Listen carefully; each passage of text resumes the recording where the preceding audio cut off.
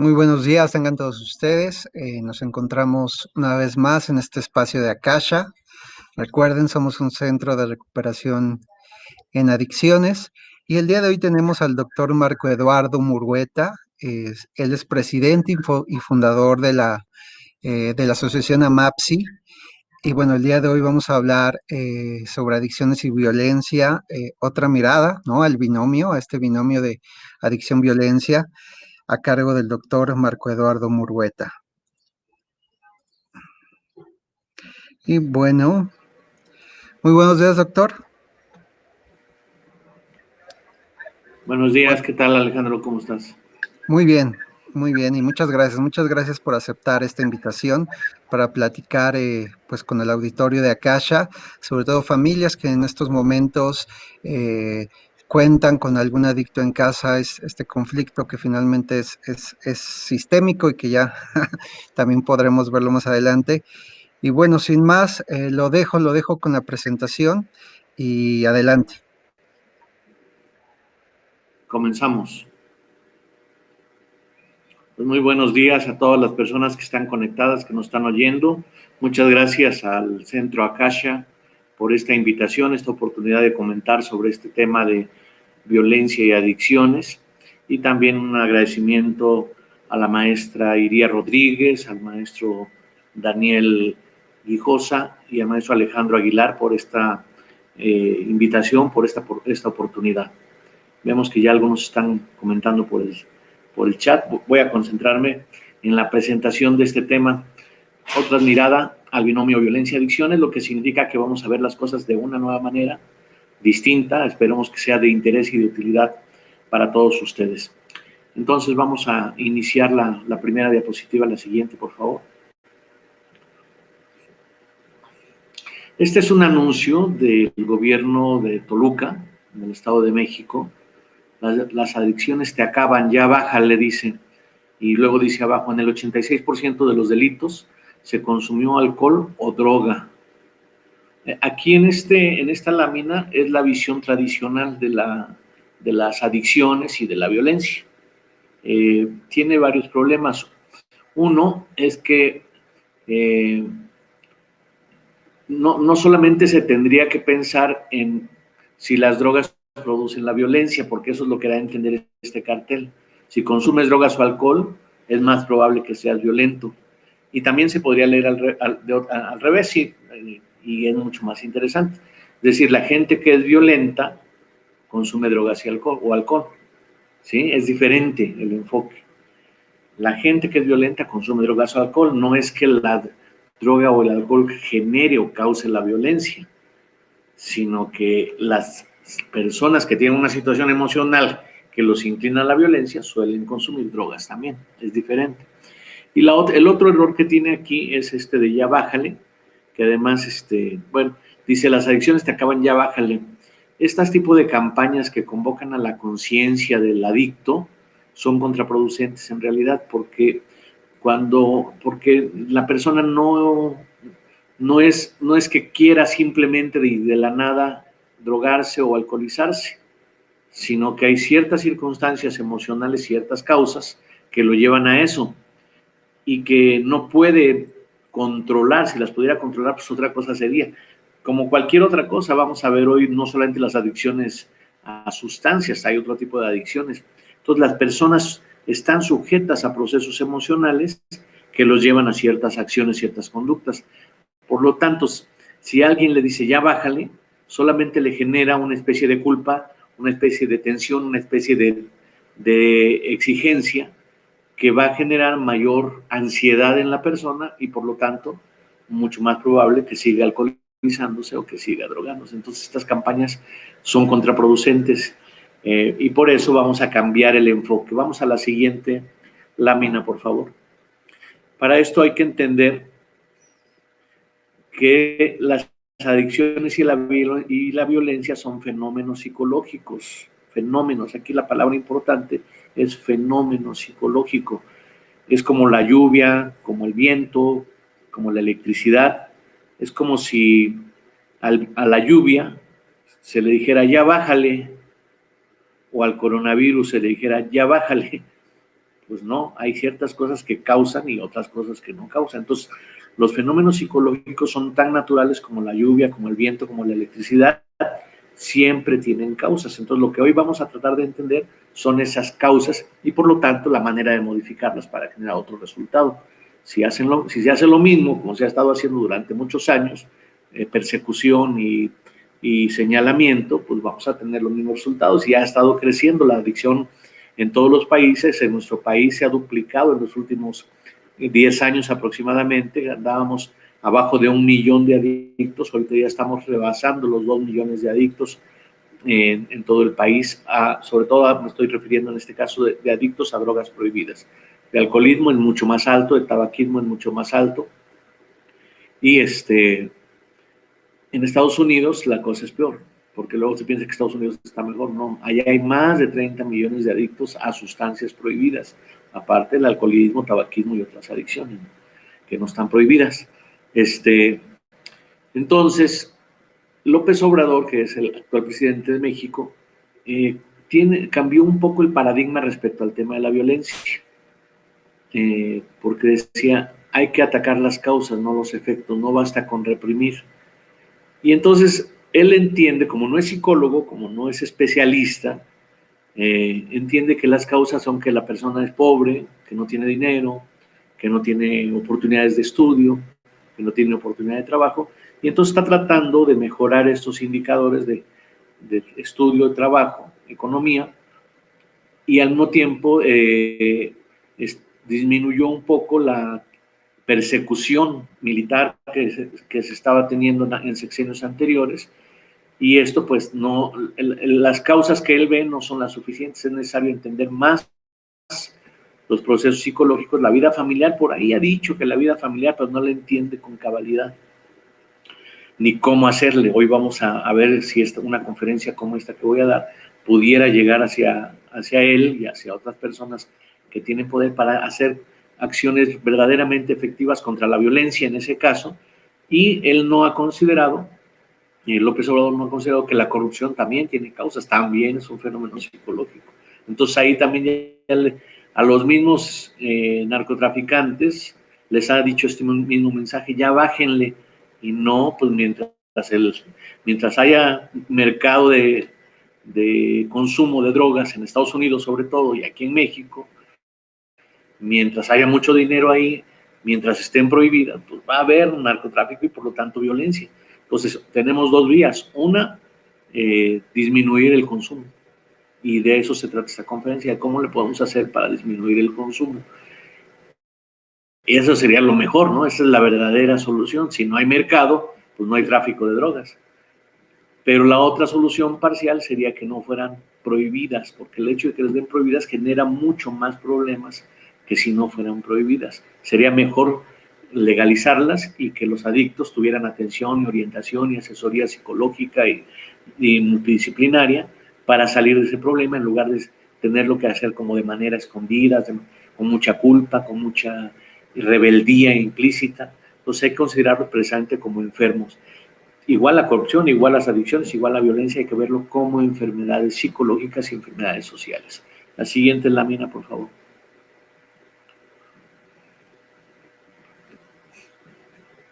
Entonces, ¿qué es lo que causa la violencia y las adicciones?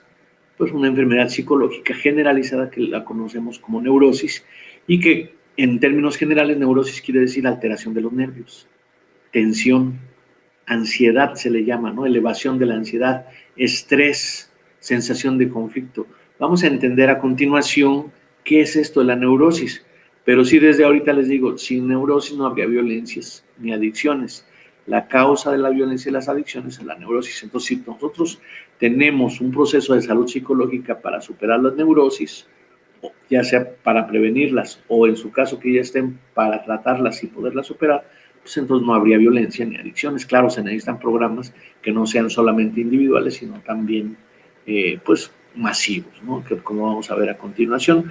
Entonces vamos a ver qué es esto de la neurosis para entenderla a mayor cabalidad. Hay dos teorías clásicas y les voy a proponer en relación con esas teorías una nueva visión de la neurosis. Entonces, La primera teoría clásica pues es la de Sigmund Freud, es el primero que trató la neurosis desde el punto de vista científico-psicológico. Antes de eso el concepto ya existía, alteración de los nervios, y generalmente estaba tratado por psiquiatras, sobre todo a través de medicamentos, de baños de agua fría, y en casos muy elevados de neurosis, de electrochoques. También pues conocemos las famosas camisas de fuerza que estaban en aquella época. Permítame, te voy a apagar mi celular. Entonces, Freud es el primero que trata de entender el proceso psicológico de las neurosis y él encuentra a finales del siglo XIX, principios del siglo XX, que las neurosis de esa época sobre todo eran conflictos morales entre los deseos, sobre todo de tipo sexual de las personas, deseos sexuales que él pensaba que venían desde la infancia y que eran reprimidos en la familia, hay muchas prohibiciones y entonces esta inhibición de los deseos sexuales generaba un conflicto interno que se traducía en neurosis, y en el estado de neurosis la persona, como vamos a ver a continuación, se vuelve irritable, había la histeria que estudió mucho Freud, hasta parálisis de los brazos, inclusive cegueras, por esta tensión emocional que se generaba por el conflicto entre deseos y lo moral, lo que está establecido, que es introyectado por la propia persona, esto está prohibido, y sin embargo hay esa sensación y ese conflicto generaba muchos problemas, entre ellos estos de la histeria, que eran problemas corporales, dermatitis, dolores de cabeza, parálisis. Entonces hay este conflicto entre lo que debe ser y lo que quiere la persona. Y eso Freud lo encontró como conflicto de la neurosis y alteraba el principio de realidad, alteraba la identidad y el comportamiento de las personas se hacía mucho más errático y desproporcionado. Vamos a ver la otra teoría de la neurosis, la siguiente. En este caso vamos a ver la teoría de Pavlov. Bueno, Pavlov junto con sus discípulos hizo un experimento que le llamó la neurosis experimental, y en este caso a un perro que era tranquilo y bonachón lo pusieron en una jaula, obviamente que sin comer algunas horas. Entonces le presentaban un círculo blanco y cuando le presentaban el círculo blanco le daban de comer. Al comer el perro pues salivaba, se ponía obviamente como contento de estar comiendo, le quitaban el círculo blanco y le quitaban la comida. Volvía a aparecer el círculo blanco y le daban comida. Cuando esto ya lo hicieron varias veces, ocurrió que al ver el círculo blanco el perro se ponía contento y salivaba, casi igual como si estuviera ya comiendo. Entonces los experimentadores en el lugar donde ponían el círculo blanco pusieron una elipse también blanca, tamaño más o menos similar, pero en forma elíptica. Entonces, cuando ponían la elipse, le daban un choque eléctrico inmediatamente después al perrito. Un choque eléctrico pues que lo asustaba, pero que no era dañino, no lo mataba ni le hería, nada más lo asustaba. Entonces, pues eso es obvio, si veía el círculo, en cuanto veía el círculo, se ponía contento, salivaba. Veía la elipse y se ponía nervioso, se alejaba, y no salivaba, por supuesto. Entonces, mientras estaba muy clara la diferencia entre el círculo y la elipse, pues el perro parecía no tener demasiados problemas, solamente diferente comportamiento ante uno y otro estímulo. Entonces los experimentadores empezaron a disminuir la diferencia entre la elipse y el círculo poco a poco. Entonces se vio que conforme el perro tenía más dificultad para saber si era el círculo o la elipse, se empezó a poner más nervioso, se alteró, y cuando ya no pudo distinguir entre el círculo y la elipse, se tornó violento, empezó a ladrar violentamente, empezó a contorsionarse, quería morder a los experimentadores, se mordía a sí mismo, mordía unas cuerdas que lo sujetaban. Entonces se trastornó radicalmente y eso Pavlov le llamó neurosis experimental. La pregunta para ustedes, bueno, un saludo a Iría que nos está diciendo en el chat que ya nos está escuchando. José Domínguez, Jicotenca Godínez, Rocío Martínez, Gupis Muñoz y Azul Calzada. Bueno, entonces, la pregunta para ustedes es, ¿en qué se parece la teoría de Freud del conflicto entre el deber y el querer, entre la moral y el querer, y la teoría o el experimento de Pavlov del perro que se volvió pues prácticamente loco cuando ya no pudo distinguir entre el círculo y elipse. Bueno, como en este caso no vamos a abrir el micrófono en este momento, les voy a dar yo la respuesta.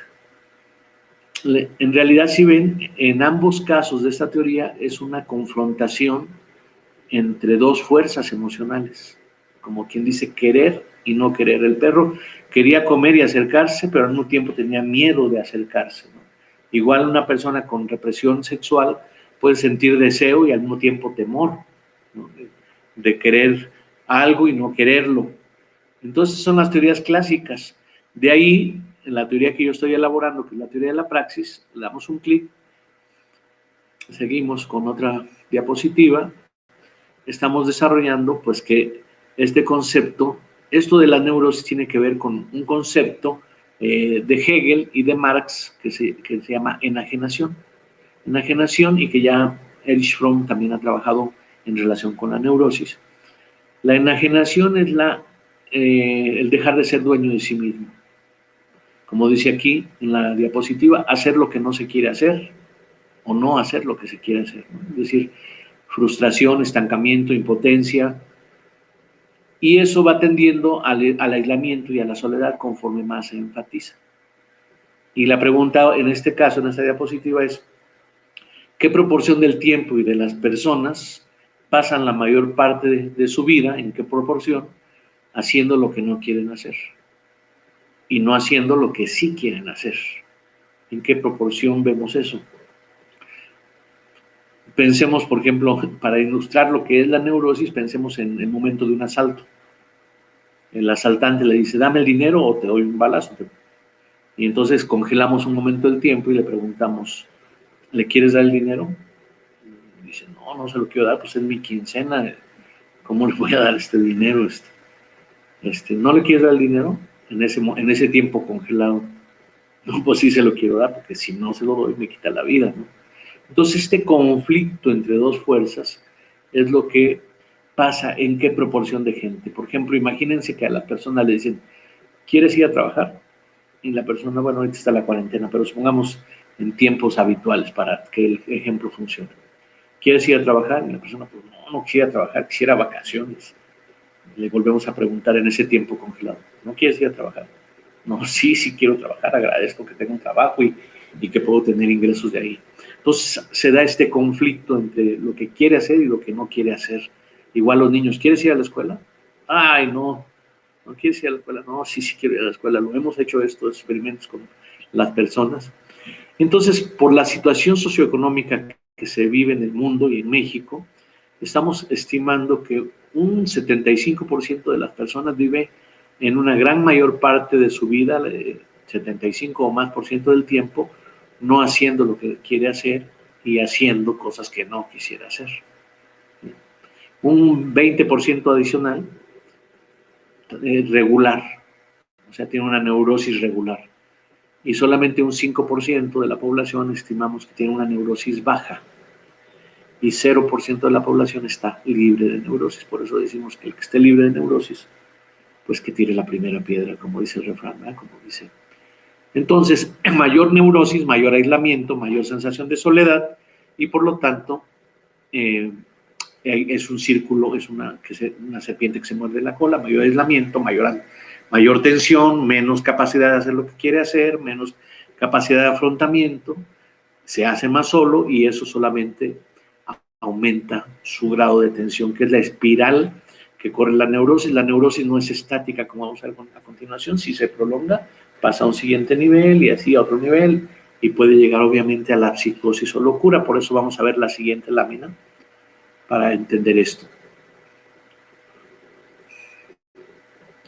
Aquí tenemos lo que le llamamos el edificio de la salud de enfermedad psicológica.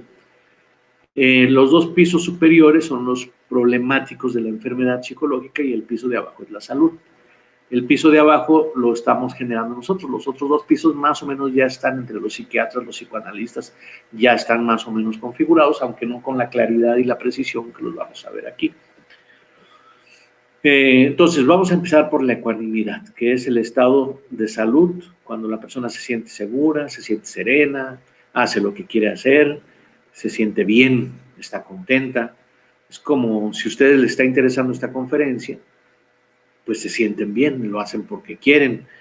Estaría mal, digamos, si ustedes estuvieran forzados a estar escuchando esta conferencia y no les interesara. Si fuese ese caso, imaginemos que están forzados, pues entrarían al segundo piso, la neurosis, que conforme va subiendo, ve que el color rojo se va incrementando ilustrativamente, ¿no? Puede haber una baja neurosis, una más alta, o llegar hasta psicosis, ¿no? La neurosis baja, bueno, la neurosis se caracteriza por reacciones exageradas, desproporcionadas. Muchas veces enojo, muchas veces violencia, muchas veces impulsividad, pero a veces también risa exagerada, deseo exagerado de jugar también, vamos a verlo a continuación eso. Generalmente las personas en neurosis son irritables, se enojan por muchas cosas. A veces, ya cuando hay una neurosis más o menos severa, amanecen irritados, despiertan irritados, sueñan pesadillas. Entonces, esto es característico del estado de neurosis, ya más importante. Y también las personas en neurosis tienen una impotencia para controlar las acciones, como va a ser el caso de las adicciones, ¿no? Es decir, hacen cosas que no quisieran hacer. Hay madres de familia que en el consultorio me dicen, doctor, yo no le quiero pegar ni les quiero decir groserías y gritarles a mis hijos, y sin embargo no puedo dejarlo de hacer, lo vuelvo a hacer, ¿no? Igual, cuánta gente no va y jura o 24 horas, como dicen los alcohólicos anónimos, y recaen, ¿no? Hay una tendencia a otra vez. Hay personas que así también por neurosis no pueden hacer ejercicio aunque quisieran, no pueden dejar de fumar aunque quisieran, no podían dejar de comer aunque quisieran bajar de peso, no pueden, están sujetas a procesos emocionales que les llevan. La persona en neurosis es como una barca en medio de un mar embravecido y la barca sin timón. Entonces, a donde los lleve, y entre más fuerte sea la neurosis, pues más esta inestabilidad, esta variabilidad del estado de ánimo y esta dispersión en las acciones, falta de capacidad para sostener un proceso coherente de manera pues razonable y persistente. Cuando las neurosis son muy elevadas, lo tenemos graduado en 5 niveles, ¿no? El primer nivel es un conflicto interno, no, la gente ni siquiera se da cuenta. En el segundo nivel ya hay un problema con la familia, el grupo primario. En el tercer nivel ya se dan cuenta los amigos, deja de haber amistades. Un símbolo de una neurosis de nivel 3 es que las personas casi no tengan amistades de confianza. En el nivel 4 ya la neurosis empieza a afectar la capacidad de trabajo o la capacidad escolar. Ya hay problemas en la escuela o en el trabajo por el tipo de reacciones que tiene la persona. Y en el nivel 5 de neurosis ya no, es una depresión que ya ni siquiera la gente se quiere levantar, no quiere trabajar, no quiere comer, no se arregla, o una violencia, una irritabilidad extrema que no cabe ya, está demasiado tenso como para poder ir a trabajar. Lo despiden del trabajo y no es, en cuanto entra alguna situación, entra en conflicto, ¿no? Entonces, cuando el nivel 4 o 5 se prolongan meses, digamos 8 o 9 meses, es muy probable que se entre al siguiente piso, que es la psicosis. La psicosis es como una fuga de la neurosis. La neurosis es tan tensa que la psicosis, que es la locura, pues imaginar cosas, suponer cosas, da un poco de canalización al sufrimiento de la neurosis. Claro que la psicosis, conforme incrementa, también hay una especie de neurosis psicótica. Hay más conflictividad y obviamente puede ser desbordante y llegar al suicidio y llegar a pues lo que hacen estas personas de Estados Unidos que llegan y ametrallan a los niños de la secundaria, a los maestros, por una psicosis, por una tensión muy grande. Entonces la psicosis inicialmente es una fuga de la neurosis, pero llega también a ser una neurosis psicótica, ¿no? Entonces la psicosis, para hablar de psicosis es cuando hay delirios. Los delirios son dar por sentado cosas que la persona se imagina o supone. Por ejemplo, los celos patológicos que le llaman son psicóticos, cuando la persona ya supone que es su esposa o que su esposo seguramente ya tiene otra relación, cuando no hay suficientes elementos para así suponerlo, ¿no? Para poderlo realmente fundamentar. Ese es el nivel 1 de psicosis, cuando solamente son delirios. Nivel 2 es cuando son alucinaciones ocasionales, ya la gente ve u oye cosas que los demás no pueden oír, o siente físicamente cosas que los demás no pueden sentir. En el nivel 3 de psicosis, pues ya más o menos la mitad del tiempo la persona se la pasa entre el delirio y las alucinaciones. Nivel 4 de psicosis ya casi todo el tiempo está en las alucinaciones, como Don Quijote de la Mancha. Y en el nivel 5 ya está en un pleno situación alucinatoria al grado que no conoce a las personas más cercanas, ¿no? A su mamá, a su esposa, a sus hijos, los desconoce y podría atacarlos en algún caso. Esa es la escala de salud y enfermedad psicológica. Vamos a la siguiente gráfica para entender que la neurosis es parte de la salud psicológica cuando se da en pequeñas dosis y es transitoria. Deprimirse una vez cada 3 o 6 meses o menos, pues es sano, incluso se recomienda, es parte de la salud, porque la neurosis en dosis baja hace que las personas amplíen su criterio, aprendan de la experiencia, se superen. Si no fuera por la neurosis, habría estancamiento, estaríamos siempre como niños o incluso como vegetales. La neurosis, los retos que son pequeñas neurosis, ayudan a desarrollarse. ¿Sí?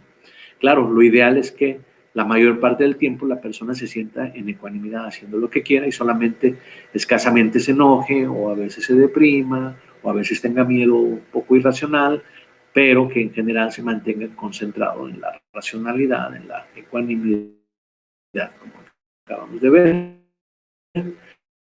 Entonces, no hay que perder de vista esto. La neurosis en bajas dosis, por ejemplo, ahorita por la pandemia, los primeros días, alguna cosa, pues las personas entran en psicosis por unos momentos y luego pueden volver a la ecuanimidad.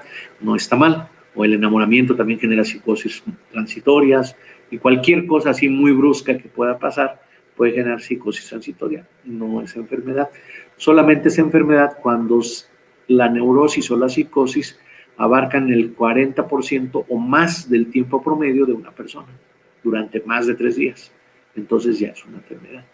Mientras sea menos, pues son cosas transitorias que ayudan, decía, a la evolución, a la madurez, la madurez psicológica, la madurez emocional de las personas, ¿no? Sin embargo, vamos a la siguiente gráfica para entender que hay una enfermedad neurótica cuando pues ya prevalece la mayor parte del tiempo, aunque haya momentos de ecuanimidad, 40% o más del tiempo está en neurosis o en psicosis, entonces ya está en una enfermedad. Y aquí hay 2 secretos muy importantes que espero que no los olviden. Primer secreto es que las neurosis no se curan fortuitamente, ni siquiera por ver una conferencia del doctor Murueta, no se curan.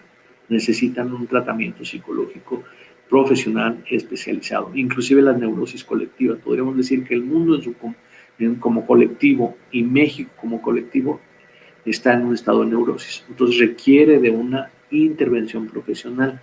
No se va a curar por sí solo, digo, puede ocurrir en una de 1,000,000, pues a lo mejor ocurren cosas aleatorias que ayudan a la superación, pero en general requiere, como cualquier otra enfermedad, de un tratamiento profesional y más en este caso la neurosis, que le llamaríamos neurosis crónica para distinguirla de la neurosis ocasional, que es parte de la salud psicológica. El segundo secreto es que la neurosis, pues una persona en neurosis comete más errores, se siente peor con cada cosa que va pasando. Entonces, el segundo secreto es que hay 4 mecanismos que ayudan a desinflar la neurosis transitoriamente. Esos 4 mecanismos hacen que, como el tempra, ¿no? Son paliativos. Así como la persona tiene temperatura, le ponen el tempra, se le baja la temperatura y se siente mejor. Así, ahí vamos a ver 4 paliativos de la neurosis que hacen que la persona reduzca su estrés transitoriamente, pero no cura, después vuelve a estar. El primero de ellos justamente tiene que ver con las adicciones, la búsqueda compulsiva del placer sensorial, por ejemplo, la gente que come, que es una adicción también, como una forma de contención, de disminución de la ansiedad. Desde los bebés, cuando un bebé se chupa el dedo compulsivamente, pues es por ansiedad, necesitaría atención psicológica. Si se lo chupa ocasionalmente, como decíamos, no hay problema. Si la gente come bien, no hay problema. Lo mismo en el caso de beber compulsivamente, beberse una copa o 2 al día o 2 a la semana, excelente, incluso es sano, es recomendable. Es algo que debiera hacerse porque se ha demostrado que la gente que por ejemplo, bebe alcohol moderadamente, vive mejor, vive más, es más sana. Pero claro, el problema es cuando es compulsivo, irrefrenable, se repite una y otra vez y lleva a lo que conocemos como alcoholismo. Por cierto, el beber alcohol no es la única forma de compulsión de beber. También hay beber café o beber agua, inclusive de manera compulsiva. El problema es la compulsividad. Lo mismo el fumar y las drogas. Aquí es importante entender que las drogas son una forma de paliativo de la neurosis. Si no fuera, por eso es que si le dicen bájale, solamente le incrementan la tensión neurótica y más las necesita consumir. Entonces hay que entender que las drogas le sirven para algo al drogadicto. Si no lo entendemos eso y si no le ayudamos a poder satisfacer eso que necesita de otra forma que no sea a través de las drogas, pues recurrirá a las drogas indefectiblemente, o sea, es su canalización emocional. Igual hay adicción a las compras, ¿no? A la sexualidad compulsiva, por supuesto, a la televisión excesiva y ahora también tenemos el Facebook, el YouTube, el WhatsApp, ¿no? Todas las redes sociales, el Instagram, son adictivas también porque causan esta sensación de placer, pero que no resuelven, ¿no? La segunda de estos paliativos es más interesante todavía. Resulta que disminuye transitoriamente la neurosis el transitar, el hacerse la otra persona, el pasarse a la otra persona, ¿no? Hacer sufrir a otros, culparlos, agredirlos, dañarlos, obstruirlos, someterlos, burlarse de ellos. Todo eso, que es el elemento de la crueldad, tiene que ver con la neurosis. Porque cuando la otra persona se siente culpable, el esposo que reclama a su esposa o al revés, cuando la otra persona se quiebra, la persona que estaba culpando se relaja un poco, ya puede ver la televisión y dormir mejor. Y se va transmitiendo de uno a otro, del esposo a la esposa o del patrón al trabajador, del trabajador a la esposa, de la esposa a los hijos, de los hijos al bullying y así por el estilo, ¿no? Entonces, este es el mecanismo de transmisión de la neurosis, molestar a otros. Disminuye la neurosis del molestante y se la transmite y lo hace más neurótico al molestado, que luego se la va a transmitir a otro, y es como el agua que se junta en arroyitos, luego ríos más grandes, y así hasta el Amazonas. Los ríos más grandes, los drenajes más grandes de la neurosis, pues son los drogadictos, los indigentes y los delincuentes. Esos son los drenajes, pero en realidad la neurosis que ellos recogen es de tipo social, ¿no? Se le van acumulando en la familia, la neurosis del papá, de la mamá, se le va pasando a los hijos y así sucesivamente se va haciendo más grande y por eso se dan casos críticos de neurosis y de psicosis porque son como canales, ¿no? El tercer factor, también es muy interesante de paliativo de la neurosis, es la rigidez conceptual y afectiva. Conceptual, pues en la religiosidad, sobre todo la religiosidad extrema, que la fuerza quieren que las cosas sean de una cierta manera, el aferramiento a prejuicios, ¿no? Tienes que llegar hasta la hora, mientras vivas en mi casa, vas a hacer lo que yo diga, ¿verdad?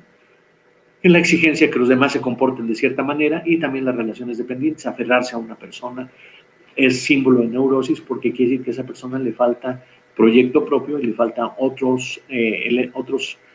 una constelación afectiva, es decir, casi siempre es la pareja, a veces es la mamá, el papá, hay esta dependencia emocional, pero entonces es importante que las personas tengan sus propios proyectos, los estén realizando y que tengan una gama de personas, de familiares, de amigas, de amigos, con los cuales se comparte y entonces disminuye la dependencia emocional. El cuarto factor de paliativo de la neurosis, pues es el escape, la evasión, ¿verdad? La gente que deja cosas, deja el trabajo, deja el proyecto, se cambia de casa, se cambia de ciudad, no quiere ver, ¿verdad? Pero no solamente eso, también pues se evade a través de las drogas, ¿no? Se deja de pensar o simplemente no ve, como que no se da cuenta. O también una evasión es la depresión, ¿no? Es decir, ya no puedo y mejor me doy por derrotado, evado ya el afrontamiento. Entonces, esos son los 4 mecanismos paliativos de la neurosis y que si ustedes los observan, son una especie de radiografía de la sociedad actual, por eso decimos que la sociedad actual está enferma, ¿no? Sin neurosis no habría violencia ni adicciones, como ya dijimos, ¿verdad? Y hay que entender todavía un poco más de cómo está esta relación de la neurosis con la salud psicológica a través de esta gráfica donde vemos pues que en realidad Eros y Thanatos, que Freud pensó que había dos instintos, ¿no? Eros y Thanatos. Entonces, en realidad lo que hemos encontrado en nuestras investigaciones es que Eros y Thanatos son vasos comunicantes, así como se lo presenta en la gráfica. Si sube Eros, y es la única forma de acabar con la violencia y con la drogadicción, es subir Eros. En la medida en que sube Eros, baja Thanatos. Si Eros no tiene realización, Eros es la vida, el amor, la creación, la realización, el desarrollo de proyectos. Conforme sube Eros, baja Thanatos.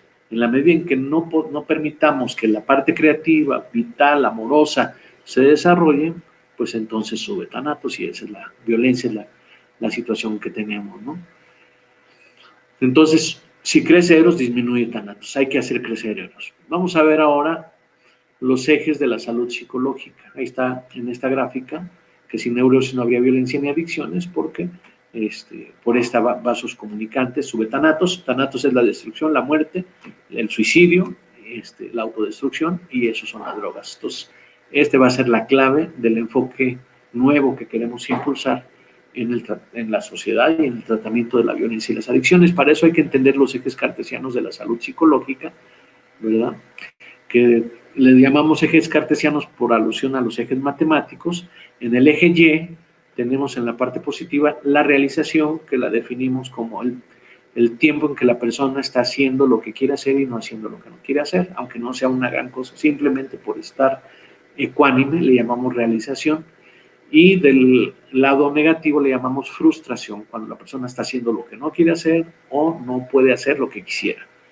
En el eje X tenemos la amorosidad, que es el grado en que la persona siente como relevante lo que le pasa a otros, se alegra por el bien de otros o se preocupa por el mal de otros.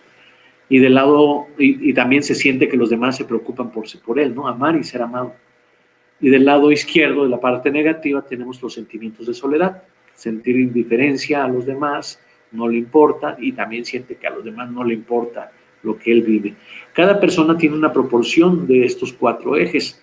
El problema es qué predomina. En todos hay los cuatro ejes, pero ¿qué predomina?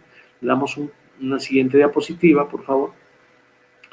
Generalmente las personas les predomina la combinación de soledad y frustración, como ya veíamos, y eso es la neurosis y sobre todo la depresión. Entonces, nuestro papel es ayudar a las personas a pasarse al cuadrante 1, de acuerdo a los cuadrantes matemáticos, que es la combinación de realización y amorosidad. Entre más realización y más amorosidad haya, mayor salud psicológica. Vamos a la siguiente, por favor.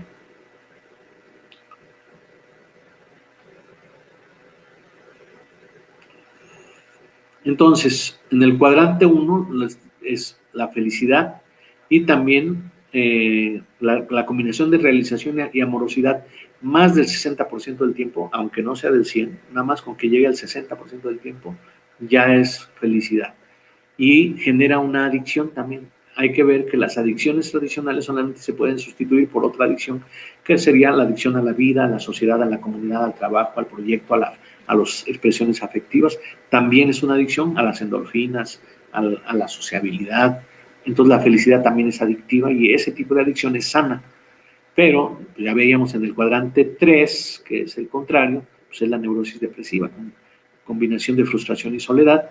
Y en el cuadrante 2, pues es el trabajo compulsivo, personas que sí hacen mucho y son incluso muy exitosas. Pensemos, por ejemplo, en algunos protagonistas como Michael Jackson, que súper exitosos, pero muy solos.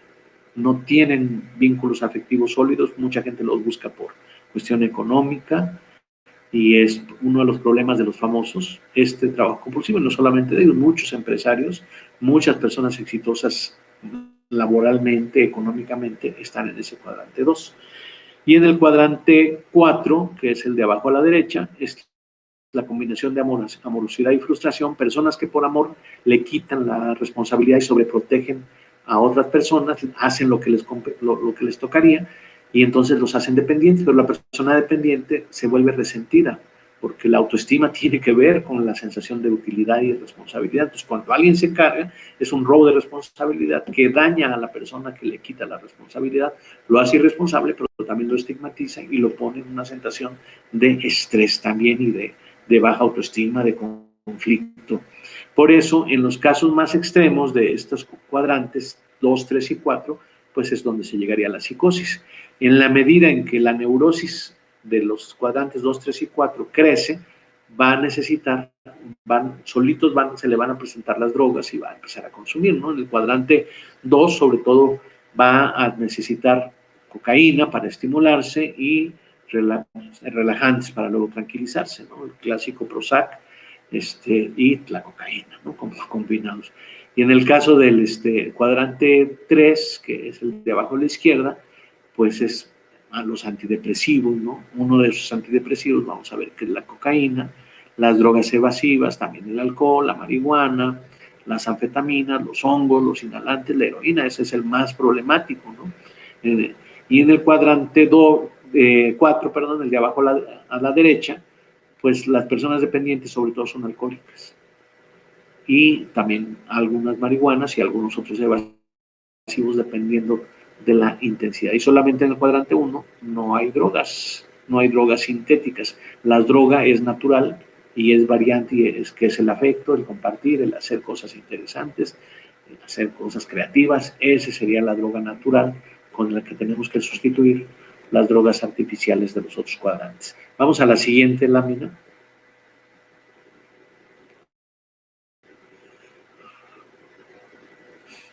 Entonces, vamos a ver los efectos psicológicos que tienen algunas drogas, porque para poderlas superar, para poder superar la dependencia de esas drogas, se requiere entender para qué le sirven al paciente.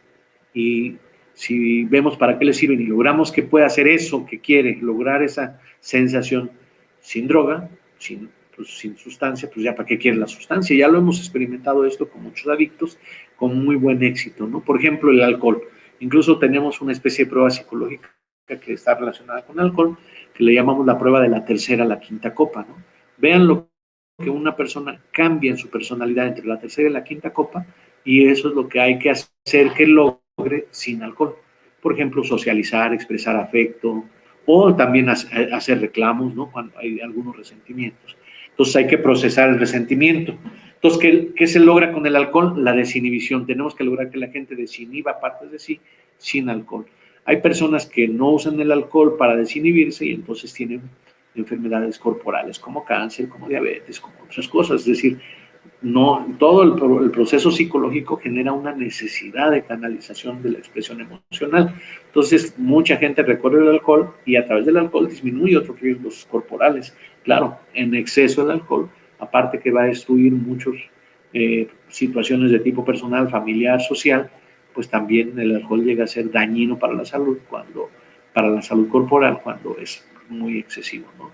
Y hasta obviamente causa adicción fisiológica, y cuando la adicción fisiológica ya es muy intensa, personas que se alcoholizan casi diariamente, pues requieren procesos de desintoxicación gradual porque pues les causa el síndrome de abstinencia muy pesado. Un poquito la anterior todavía, el alcohol, para decir los otros factores. Entonces tiene varias propiedades el alcohol. El alcohol desinhibe, relaja, sirve de evasión, se olvidan los problemas, disminuye las preocupaciones, la ansiedad, y también permite la socialización, la recreación, la diversión. Entonces, si pudiéramos lograr esos 5 puntos sin alcohol en una terapia de una persona, la persona ya no necesitaría el alcohol, ¿no? Entonces vamos a la siguiente oración.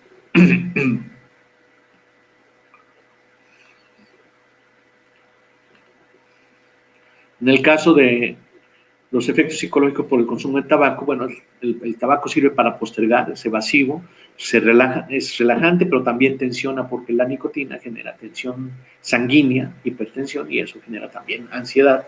Entonces hay una especie de circularidad, por eso el tabaco es uno de los más adictivos de todas las drogas, solamente superado, creo yo, por la heroína, y el segundo lugar en adictividad es el tabaco, porque relaja y tensiona, ¿no? Hace circular, compensa la soledad. Hemos hecho investigaciones de cómo el tabaco sirve para compensar la soledad. La gente que tiene mejores relaciones afectivas, de mayor intimidad, de mayor cercanía, no fuma. Y la gente que fuma, característicamente, tiene poca intimidad, sobre todo en la época de su infancia, no la tuvo. También permite la concentración reflexiva y también da la sensación de ocuparse, hacer algo, como cuando alguien está dibujando mientras está en una reunión, pues igual puede estar fumando en ese mismo sentido y distrae, ¿no? Distrae, te parece que estás haciendo algo. Bueno, seguimos con la siguiente. Cada una de estas, entonces, es la idea de cómo podemos lograr esos efectos sin la droga. En el caso de la marihuana es un ansiolítico, disminuye la ansiedad. Lo que más reportan las personas que fuman marihuana es que se sienten más tranquilos. Obviamente, ¿por qué? Porque están ansiosos, se fuman su marihuana y están más porque oyen más los sonidos, los detalles, miran más los colores, también relaja, compensa la soledad igual que el tabaco por el humo y el fuego, eh, altera la secuencia de tiempo, no se sabe a veces si fue antes o después algo, promueve la concentración y la inspiración en detalles, aunque confunde en el tiempo y en la secuencia. Y distrae, también es un distractor. Seguimos.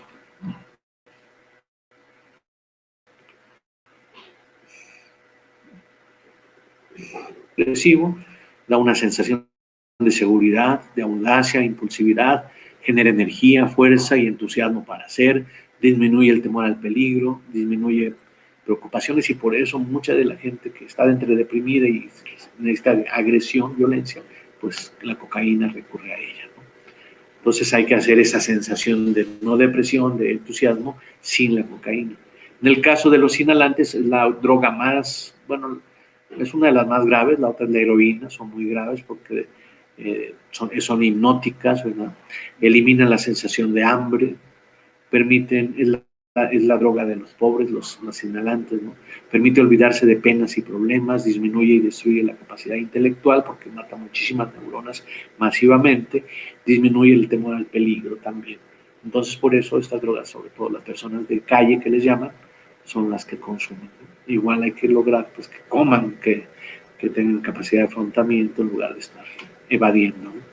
Luego vamos a ver dos adicciones que no son sustancias, la adicción a las redes sociales, ¿verdad? Compensa el ocio, el aburrimiento, compensa la soledad también, permite ocultarse y evadir relaciones familiares, gente que no quiere entrar en relación social, pues se mete al Facebook o a lo que sea, sensación de hacer algo y sensación de socializar externa, donde la gente incluso puede tener otra personalidad distinta, donde no se siente protegida porque no lo ven directamente. Y pues ahí hay chismes y cosas por el estilo, cosas morbosas, agresividades posibles que no tienen consecuencias inmediatas, ¿no? Dicen muchas groserías, ofenden y están como protegidos por la pantalla, por la distancia. Y la última que vamos a ver es la adicción al juego, pues está de moda, por eso lo pusimos, ¿no? Los juegos solitarios, como el Nintendo, también el solitario, llamado solitario, y muchos juegos de Xbox, ¿no? Y de tipo de videojuego, el Candy Crush y tantos que hay ahora. Compensan el ocio, el aburrimiento, compensan también la soledad, tienen ratos y logros progresivos, tienen un elemento de reto, ¿no? Permite ocultarte y evadir relaciones familiares y la sensación de hacer algo, también un poco de diversión. Pero es muy interesante lo que pasa en los casinos.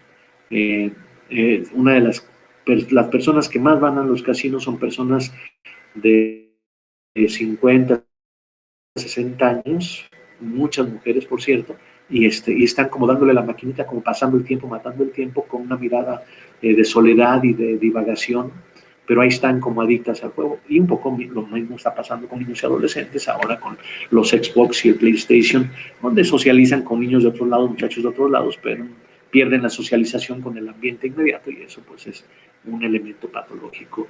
O sea que va a ser más, fíjense que hay un experimento que ya hicimos con varios niños, en que les decimos, ¿quieres ir al parque a jugar la pelota o a andar en la bicicleta o quieres jugar al Nintendo?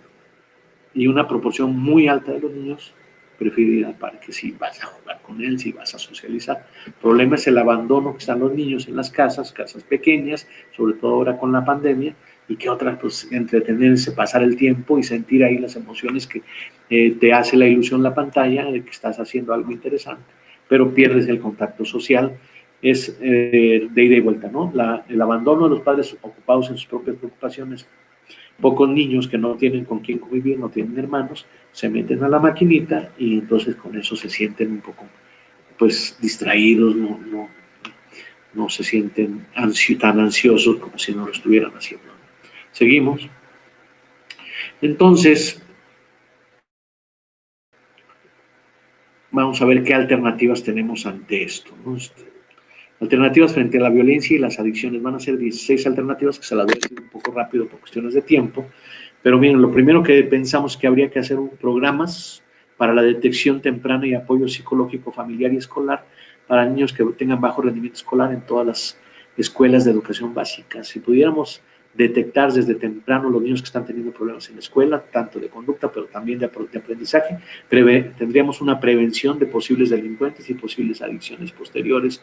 Entonces, se debió haber un programa para las personas de cada secundaria, de cada primaria que tuvieran menor rendimiento, ir a hacer un trabajo familiar y psicológico con él por parte de psicólogos. Eso sería un programa estupendo. Ya tenemos el proyecto elaborado y sería cosa nada más de un poco de apoyo para que los psicólogos pudieran encargarse incluso de varias escuelas por cada psicólogo para ir a atender los casos más severos de cada escuela.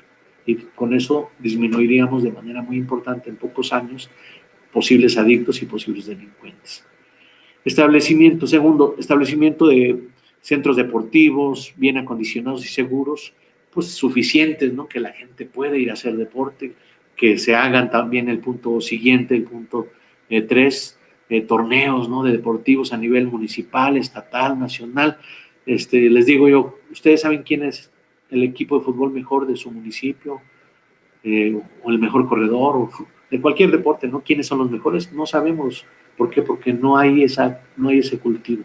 Y esa sería una de las claves para mejorar, pues para superar adicciones y para superar la violencia, ¿no? Establecimiento de casas de la cultura suficientes, desarrollo de festivales artísticos, de concursos anuales de inventos, ¿no? Imagínense si a cada municipio hiciera concursos de inventos, luego pasaran a nivel estatal o nacional cada año, ¿no? Una especie de olimpiada, sería una canalización y además una cosa creativa y una efervescencia cultural y tecnológica impresionante. Pero no se hace, se le prefiere meter dinero a la represión que a esto, que sería mucho más importante. Punto 7 es muy importante, la escuela para padres en todas las escuelas de educación básica obligatoria, 3 horas por lo menos cada 2 meses, un tallercito, sería muy importante. Y le ponemos obligatoria no por forzar a los padres, porque si es voluntaria se dan dos fenómenos. Uno, que los mejores padres son los que acuden, y el otro es que no los dejan ir del trabajo, de la institución o la empresa donde trabajan. Entonces quisiéramos que hubiera una ley de escuela para padres para que las empresas y los centros de trabajo permitieran una vez cada 2 meses que su trabajador vaya a su escuela para padres. Y ya tenemos el plan de estudios para la escuela para padres con cuestiones psicológicas, médicas, odontológicas, nutricionales, pedagógicas, etcétera, para ayudar a los padres cómo ser pareja, cómo ser papá, ¿no?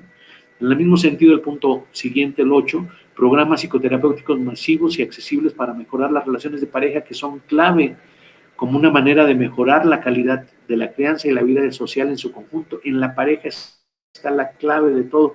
Las parejas bien avenidas van a tener mejores descendientes y los mejores descendientes, pues una mejor contribución social, menos drogadicción, menos violencia. Entonces, la escuela para padres y programas para las parejas son muy importantes. Igual, el punto siguiente, el 9, programas de trabajo comunitario por psicólogos, trabajadores sociales y pedagogos, especialmente en las zonas con mayor problemática y de violencia. Ir a atender, a escuchar la situación que viven las personas y ayudarles a darle canalización, ¿no?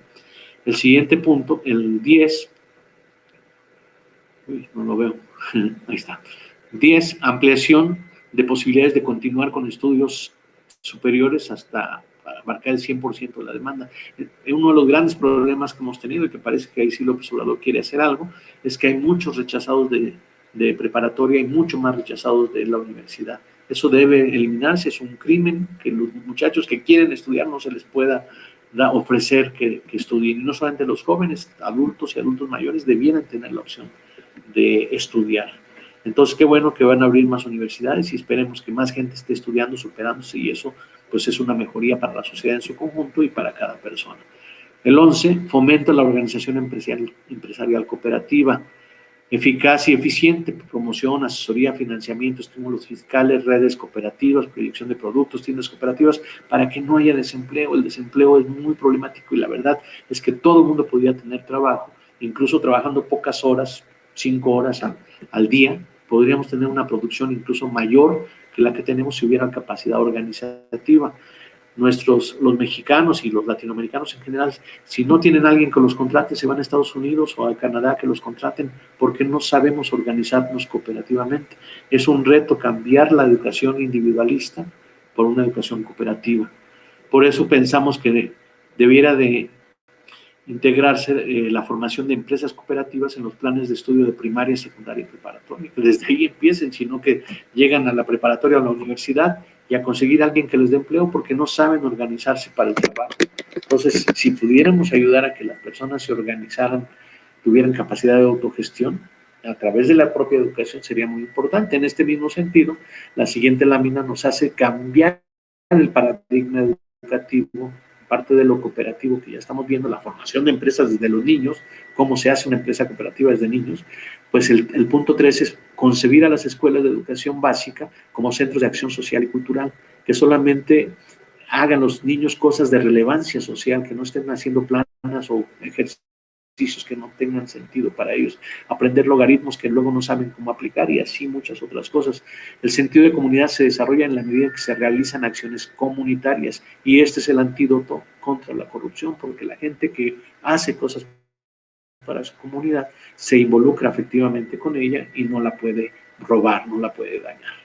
El punto 14, programas psicoterapéuticos para las víctimas de delitos y para los internos de los centros de readaptación social, las cárceles, los cerezos.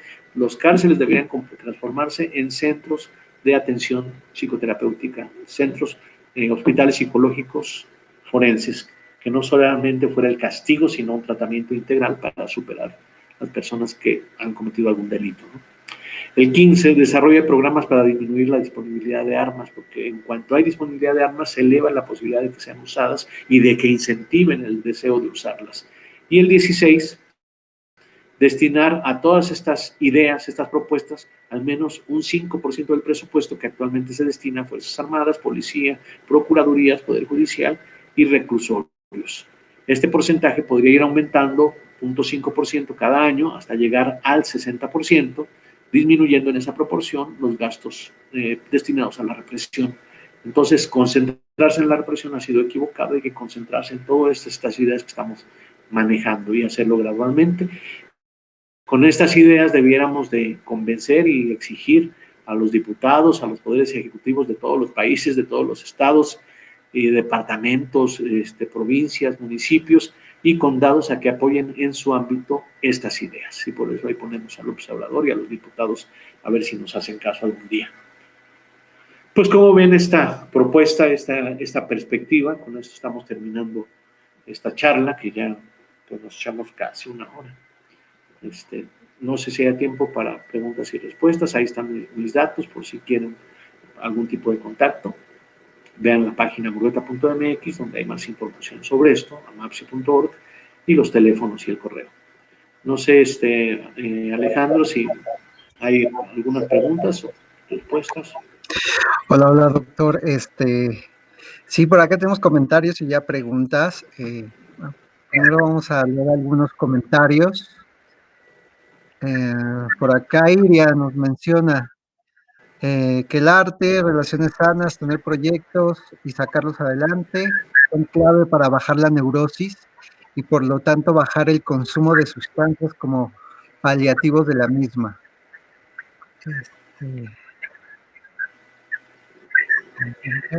Sí, pues estamos de acuerdo, ¿no? Esa es la idea. Saludos a Rosario Espinosa, a Iría, que le parece interesante, dice que los alumnos están obsesionados con sus buenas notas y no con lo que van a ser relevante, ¿no? Hacen lo que el maestro diga con tal de conseguir una buena calificación y entonces eso le llamamos despersonalización e enajenación. Lili Ruiz y Azul, ¿verdad? Por acá hay dice que está interesante. Gracias, Lili. Mucha gente que los saluda. Otra vez a Iria, Bupis Muñoz. En fin, por acá en WhatsApp nos llegaron algunas preguntas. Una mamá, una ama de casa, una mamá nos dice, ¿qué puedo hacer si no está en mis posibilidades de tiempo y dinero acercar los recursos que usted mencionó a mis hijos? Pues si no, de pronto no tiene esta posibilidad del centro recreativo, del deporte, este, ¿qué podría hacer, ¿no? Pues para contrarrestar un poco. Sí, son líneas, desde luego, de tipo de prevención social las que estamos comentando, pero tenemos la opción, obviamente, terapéutica, consultar a un psicólogo, una psicóloga, eh, y mucho de lo que hacemos los psicólogos, de todos los enfoques, es tratar de escuchar y entender a la persona. Y una persona que se siente entendida, que se siente captada, está ya con un paso para su propia superación. El problema en las familias es que a veces ahí no tienen suficiente capacidad para captar, precisamente por un mal enfoque que se tiene. Ya bájale, le puede decir el papá, en lugar de escuchar a su hijo, a su hija, qué está pasando, de buscarle, pues que canalice sus inquietudes, que tengan más posibilidades de, al ser escuchado, se generan comprensión, se genera afecto. Si hay también actividades recreativas en la casa, los juegos de mesa, o simplemente echar un poquito de relajo entre padres e hijos, entre hermanos, las convivencias, el hecho de que haya también pues el saludo, la mirada, que haya propuestas, que haya proyectos, que se sientan en cooperación, se sientan respaldados. Lo que más hemos encontrado que está vinculado con las drogas es el sentimiento de soledad y de incomprensión. Entonces, si pudiéramos ayudar a que hay una técnica que le llamamos intimidad por diadas, que es la posibilidad de conversación entre dos personas. No siempre deben estar toda la familia o los 5 hijos o los 3 hijos o los 2 hijos. A veces es importante que el papá se reúna con un hijo media hora, una hora cada 3 días, digamos, a conversar sobre su vida, qué quiere, qué no quiere, qué le gusta, qué problemas tiene, y así con cada uno de los hijos, y lo mismo en la pareja, ¿no? También tendría que haber este espacio de conversación. Perfecto. Mire, hay más Entonces preguntas. no hay que esperar, las líneas que dimos se pueden adaptar. Ok, Las líneas que dimos se pueden adaptar a la circunstancia posible de cada. excelente. Mire, Claudia Vargas nos pregunta, ¿Alguna otra? sí, Sí, ¿cómo Claudia hacer? Vargas nos dice, ¿cómo hacer para detectar neurosis, depresión o hasta psicosis en los niños y jóvenes? Sí, pues los primeros indicadores son el hecho de que tengan algún tipo de compulsión, que puede ser chuparse el dedo, morderse las uñas, estar tomando refresco, y también el otro síntoma de la neurosis es, decíamos, el aislamiento, la rigidez, la tensión, la agresividad. Cualquier persona que se podría decir tiene como característica agresividad o tiene compulsiones, debiera de tener una atención psicológica. Y entonces, inmediatamente se puede detectar. De luego tenemos instrumentos nosotros en AMAPSI, pues, para hacer las evaluaciones. Tenemos incluso algo que le llamamos el psicograma, preguntamos más o menos qué características tienen los familiares para la persona que entrevistamos, y ahí sale con claridad cómo está su composición familiar y qué nivel de soledad o de sensación de acompañamiento afectivo tiene esa persona. Entonces tenemos varios instrumentos para detectar la neurosis, pero observando si alguien se vuelve compulsivo, si aísla, quiere estar encerrado en su cuarto, cosas por el estilo, pues no quiere jugar, no quiere socializar, no quiere aprender, todo eso son síntomas de neurosis. Perfecto. Marcela Parra por acá nos pregunta, ¿cuál sería la mejor terapia? Ya que a veces pareciera que nunca se superan estos problemas. Sí, bueno, la mejor terapia es la que damos en AMAP, sí, en general, no es broma, pero me refiero a que hay muchas técnicas terapéuticas que tenemos, ¿no? Los ejes cartesianos nos orientan mucho, ¿no? ¿Cómo ayudar a una persona para... Lo primero que hacemos los psicólogos es escuchar a las personas para estructurar, para que ellos mismos al narrar sus emociones, hablar de su historia, estructuran su proceso emocional, y le llamamos también estructuración del deseo, porque lo que queremos los psicólogos es captar la vocación de cada persona, qué es lo que está en su esencia, cuál es lo que le agrada de la vida, lo que quisiera hacer con la vida, cuáles son las cosas que le gustan, y hay que detectarlo. Hemos tenido casos de personas muy apáticas que dicen, no, pues nada, a mí no me interesa nada. Y entonces hay una pregunta cabalística que tenemos que le dimos, si estuviera el mago de Aladino, la lámpara de Aladino, te dijera pide 3 deseos, ¿qué le pedirías? Y bueno, los más apáticos dicen salud, dinero y amor, o dinero, salud y amor. Y entonces les dijimos, bueno, concedido, ¿no? El psicoterapeuta se transforma en el genio de Aladino y les concedido, ya tienes 100,000 millones de dólares o de pesos en el banco, ¿qué vas a hacer? Y entonces ahí salen sus deseos, ¿no? Pues viajar, me dijo un muchacho, otro me dijo, quiero ponerle una casa a mi mamá, porque obviamente no le gusta cómo está viviendo la mamá. Y entonces, de esos deseos fantasiosos, el siguiente paso es ver qué podemos hacer, aunque sea dentro de la realidad, aunque sea poquito. No vas a ir a viajar por todo el mundo, pero puedes ir a Chapultepec, o a la Marquesa, o a Xochimilco, o a Oaxaca, o a algún lado. Y así, si quieres cuidar tu salud, ¿qué es lo que tienes que hacer? Si quieres amor, ¿qué es lo que tienes que hacer? También es interesante. Entonces, por un lado, la vocación hacia dónde vas, ¿no? Se descubre, se procesa y se empieza a realizar. Y la otra parte que estamos enfatizando es la parte de los afectos, construir su constelación afectiva, mejorar los vínculos afectivos en el núcleo familiar, núcleo primario. Las amistades son fundamentales, hemos visto que las amistades son el punto de equilibrio para que incluso el núcleo primario tenga mayor salud psicológica. Entonces, desarrollamos habilidades sociales y acción, afectividad con los amigos, ¿no? Afectividad emocional es un pleonasmo. Afectividad con los amigos y sensación. Entonces, si combinas, como veíamos en los ejes cartesianos, la satisfacción del hacer con la satisfacción del compartir, eso es la salud psicológica. Perfecto. Mire, por ¿Qué acá partes del cerebro tenemos... afectan la... Exacto. Jicotencal Godínez, gracias. Bueno, el enfoque que debemos tener o que proponemos es un enfoque integral. Es decir, todo lo que hacemos implica un cambio bioquímico en nuestro cerebro. Si alguien voltea hacia la izquierda o hacia la derecha, son cambios bioquímicos en el cerebro. Hay cambios bioquímicos y hay otros cambios bioquímicos que se van haciendo a través de los hábitos y por lo tanto de las adicciones. Entonces, conforme un hábito se hace, se repite más y más, los cambios pues en el sistema límbico, en la amígdala, en el cerebro en general, se van afianzando y se van haciendo resistentes a que sean modificados. Incluso por eso se da, igual como el alcohol, cuando ya se hace adicción, hay un síndrome de abstinencia. Igual, por ejemplo, pensemos en alguien que se habitúa a las redes sociales y de repente por alguna razón no puede estar en las redes sociales porque no hay internet, imaginemos esa condición, y va a generar una ansiedad muy elevada. Entonces, los hábitos generan cambios bioquímicos en el cerebro.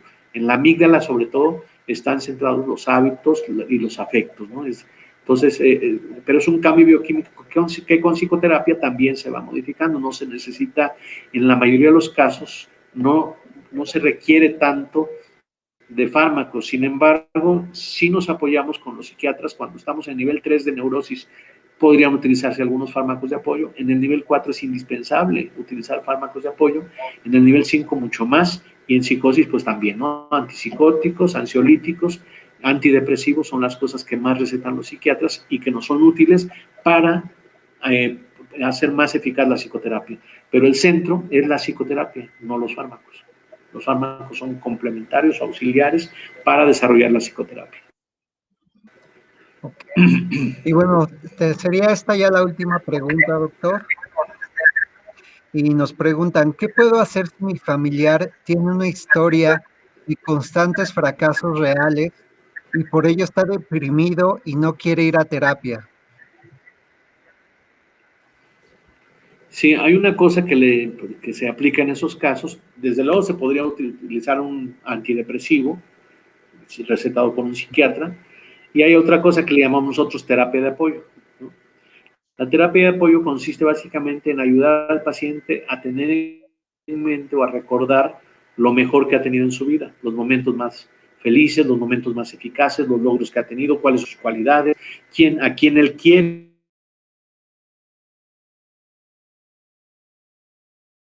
las que ama, a las que quiere, porque eso es lo de la vida, y también quién quiere él, qué triunfos ha tenido, por pequeños que sean, hay que recordarlos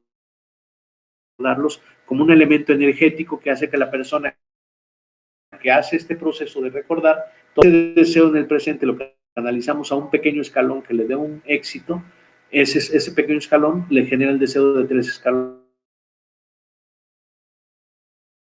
más, y así se va ampliando progresivamente conforme la energía inicial empieza a ser de mayor alcance cada vez. Híjole, bueno, hubo un poco se cortó un poco el audio, pero creo que la idea en general se entendió. Bueno, doctor, pues mire, el tiempo se Gracias nos a ha Juanita acabado. Ramírez, a Azul Calzada.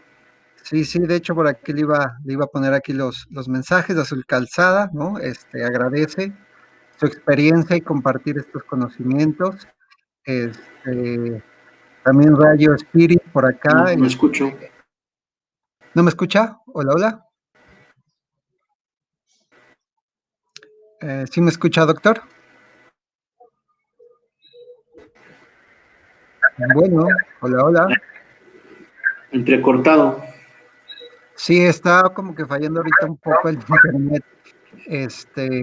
Bueno, le comentaba que estoy pasando los comentarios, que agradecen su presencia, que agradecen el que haya comentado y compartido sus conocimientos el día de hoy en este espacio de Akasha.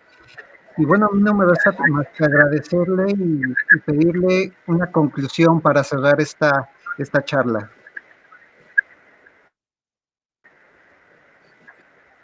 Sí, pues reiterando el agradecimiento por esta oportunidad y agradeciendo a quienes escucharon esta conferencia y que están también expresándose a través del chat, pues la teoría de la praxis toma esta frase de Machado, que hizo también muy popular Joan Manuel Serrat: caminante no hay camino, se hace camino al andar. El manejo de los conceptos es el primer paso. Tener la idea de qué es lo necesario, qué tipo de sociedad queremos. Queremos una sociedad del afecto, donde cada persona tenga sentido de comunidad, se interese por su comunidad, la cuide desde la infancia a través de las escuelas, y que también las comunidades se interesen por sus personas, por cada persona, y haya instituciones y procedimientos para apoyar a cada uno y ayudarle a salir adelante. En esa sociedad del afecto, en esencia, no habrá violencia, mucho menos violencia física, y en esa sociedad del afecto no habrá adicciones más que a la vida y a la comunidad. Entonces, estamos ya desarrollando un proyecto constitucional para cómo podría ser organizada una sociedad que fuera la sociedad del afecto, y hay mucha gente interesada en esta teoría de la praxis y en el concepto de sociedad del afecto, donde podamos superar todas estas, lamentamos en una especie como es la especie humana, que es maravillosa y que pudiera ser mucho más maravillosa si pudiéramos superar la enajenación y la neurosis crónica. Entonces, pues los invito a todos a ser convocantes, a participar de este proyecto, a no dejar las cosas a la deriva y sentir que tenemos un papel que hacer en este siglo XXI para pasar de la era capitalista que tanto nos destruye a la era de la sociedad del afecto, que es una nueva etapa de la especie humana donde podemos tener una potencialidad enorme con este tipo de ideas. Muchas gracias por escuchar y hasta la próxima, que estén muy bien. Muchas gracias, doctor Marco Eduardo Murueta. Agradecerle nuevamente de parte de Akasha, de Daniel Guijosa, nuestro director, y de un servidor, su presencia. Y bueno, voy a dejar aquí sus datos, ya que mucha gente está interesada pues en contactar con Amapsi. Así es que me despido y no se vayan. Ahorita se va a quedar la lámina con los datos del doctor Murueta y de Amapsi. Un momento para que puedan anotar página web, teléfonos y todo lo demás. Pues muchas gracias y hasta luego, doctor. Que esté muy bien. Hasta luego. Cuídense, que estén bien.